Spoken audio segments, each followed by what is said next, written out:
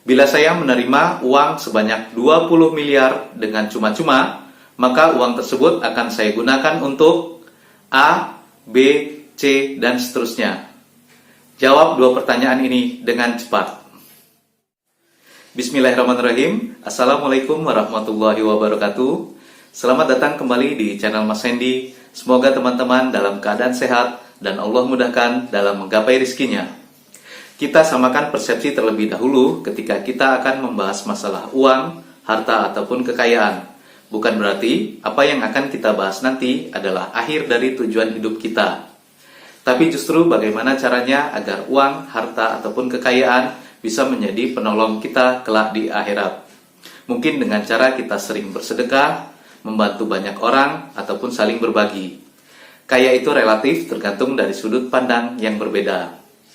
Nah, kenapa banyak orang yang tidak kaya dan apakah kita calon orang kaya? Simak video ini sampai habis.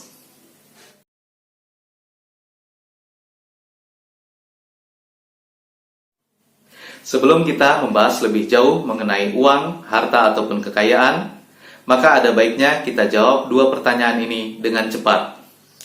Yang pertama, pekerjaan manakah yang paling aman?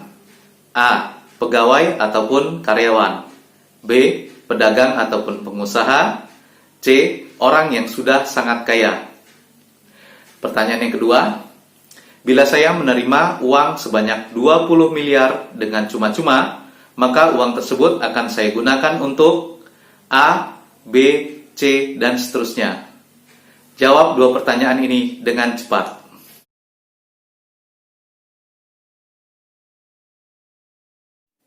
Nah, bagaimana teman-teman? Sudah bisa menjawab dua pertanyaan tadi dengan cepat? Mari kita bahas satu persatu.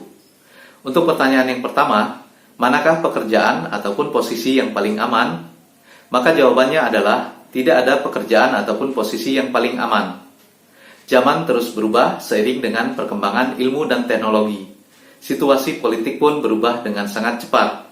Belum lagi jika ada force majeure seperti yang kita alami pada saat ini, yaitu COVID-19 yang melanda seluruh dunia. Nah, apakah dengan menjadi pegawai ataupun karyawan adalah pekerjaan ataupun posisi yang paling aman? Ternyata tidak juga. Karena seperti yang kita ketahui, di Indonesia sendiri sudah terjadi PHK secara massal ataupun besar-besaran ketika COVID-19 melanda Indonesia. Bahkan angkanya sampai dengan jutaan orang yang di PHK. Contoh lain misalnya, yang tidak ada hubungannya dengan COVID-19. Misalnya kita adalah seorang karyawan ataupun pegawai dari sebuah perusahaan swasta ataupun perusahaan BUMN yang kita merintis karir dari bawah hingga pada akhirnya kita menjadi direktur ataupun bahkan sampai dengan presiden direktur. Tentunya dengan kompetensi yang sangat baik dan juga tanpa KKN.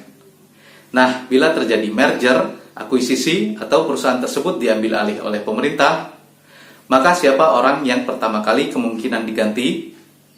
Jawabnya adalah presiden direktur atau direktur dan jajarannya. Nah, jika posisi sebagai presiden direktur ataupun direktur saja tidak aman, bagaimana dengan posisi yang ada di bawahnya? Lalu, bagaimana dengan pedagang ataupun pengusaha? Mereka juga ikut terkena dampak dari COVID-19 ini. Banyak usaha ataupun bisnis mereka yang bangkrut bahkan tutup. Contoh lain misalnya, yang tidak ada hubungannya dengan COVID-19. Amankah menjadi seorang pedagang ataupun pengusaha? Ternyata tidak juga. Mungkin banyak orang yang beranggapan bahwa tidak akan ada orang yang bisa memecat seorang pedagang ataupun pengusaha. Tapi mungkin kita lupa bahwa ada orang yang bisa memecat seorang pedagang ataupun pengusaha. Siapa lagi kalau bukan supplier ataupun konsumennya? Bila supplier tidak lagi bisa menyuplai barang kepada kita, dan juga konsumen tidak mau lagi membeli produk ataupun layanan kita, maka bisnis ataupun usaha kita pun bisa terganggu. Contoh lain misalnya, usaha ataupun bisnis kita adalah memproduksi barang ataupun jasa kepada perusahaan-perusahaan yang lainnya.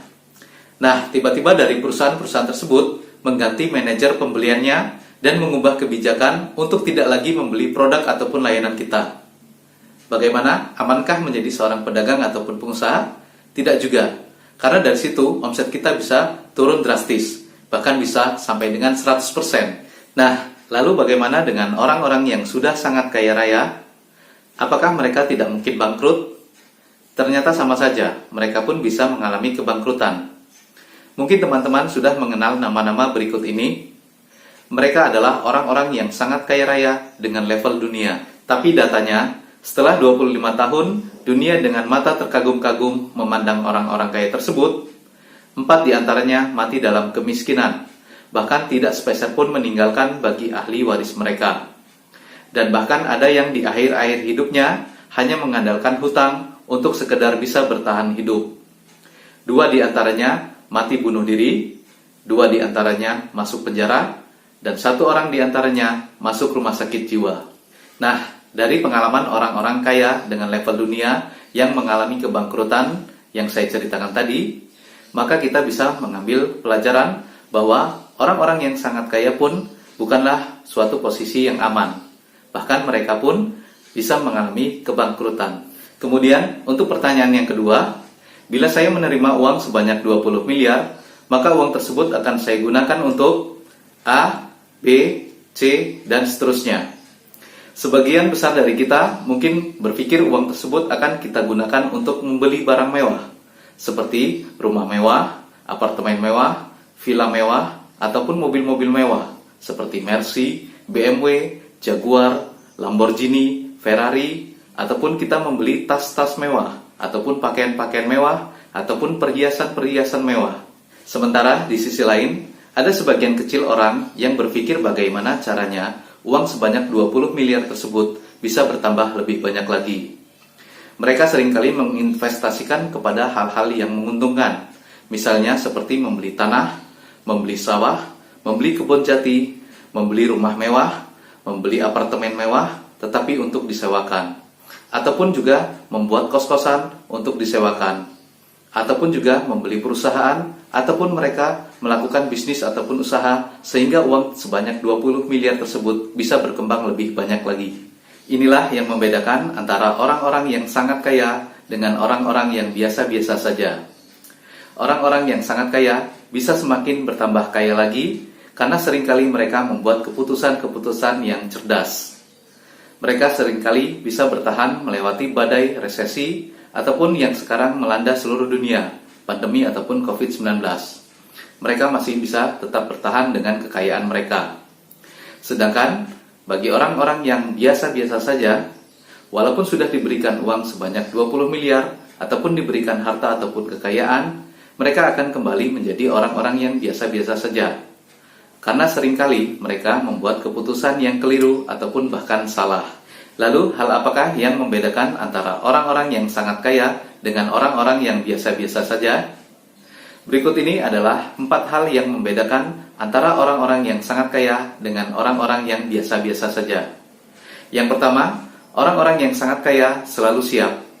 Mereka selalu bersiap diri dengan pikiran terbuka, menerima segala perubahan, bahkan memimpin tren dan melakukan alokasi aset. Yang kedua, orang-orang yang sangat kaya memiliki multiple streams of income, atau dengan kata lain, memiliki sumber pendapatan yang beragam, tidak hanya satu.